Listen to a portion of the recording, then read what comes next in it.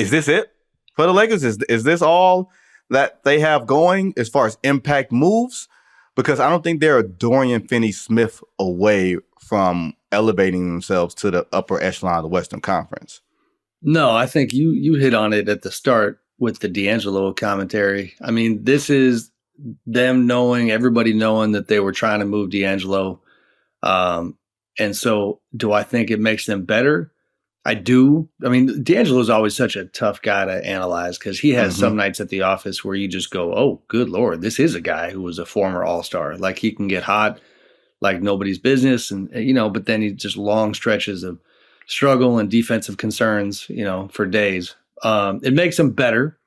It is significant because the Lakers front office, obviously Rob Pelinka and company, Kurt Rambis, they had not done damn near anything for a couple of years when you talk about trades. Now they obviously drafted and they picked up guys here and there, but the trade deadlines had come and gone, the last one anyway, without any real activity, which is so counterintuitive when you're talking about a 77-year-old LeBron James. Let's just go ahead and keep exaggerating. Yeah, he's Red Fox and he's literally Red Fox in Sanford and Son.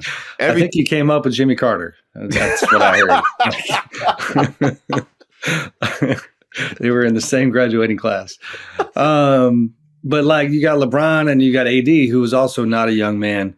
And so I look back at last year, and not to make it about me, but this is just a funny memory. Like, I'll never forget, I interviewed LeBron in Sacramento.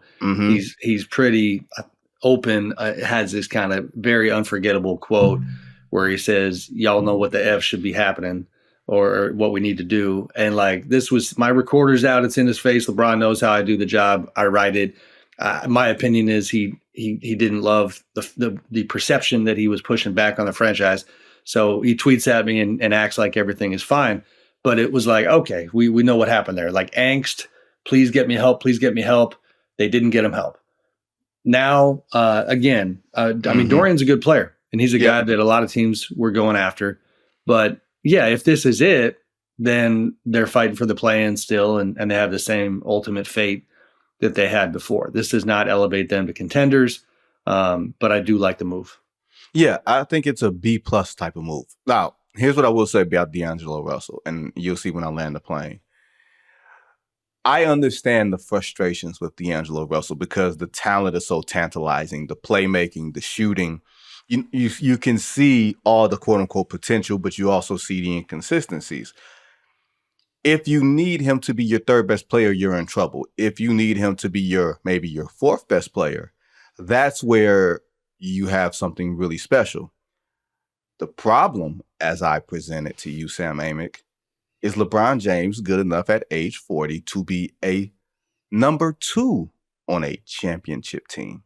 Because we've seen the variances in the performances. We've seen the variances as far as him missing 16, 17 straight threes, the lapses on defense. He can't move defensively anymore. He has to really conserve his energy and everything else to make sure that he has enough during fourth quarters to be able to finish. And when he can finish, he's fine. But when it's not, Sam, it looks really bad. Right. Yeah. No, I mean, that's fair. I mean, it's crazy because early on this season, we're all marveling at how great he was.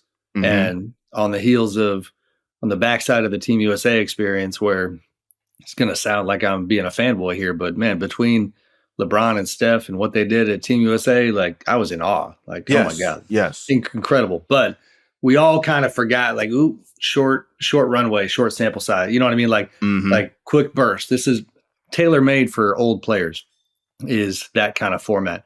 Then, and this was, under the radar for a little bit. Like, man, he had a 3-week stretch where even when he was out there putting up good counting stats, we had never seen, plus minus numbers as bad as LeBron had with the Lakers during that time.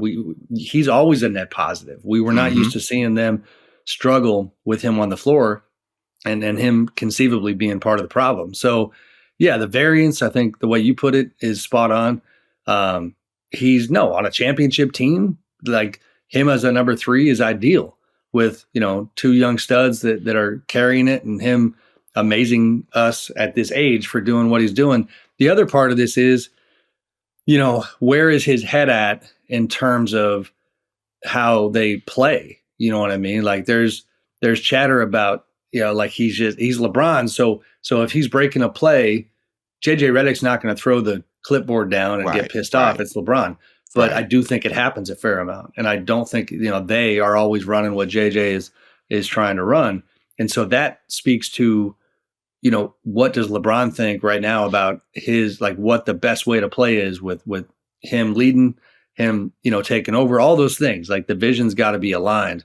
So, yeah, I mean, you know, him turning 40, Vinny, for me, it's actually kind of, I thought about this morning, like it quickly shifts into like, what do they need to do to help LeBron win another title?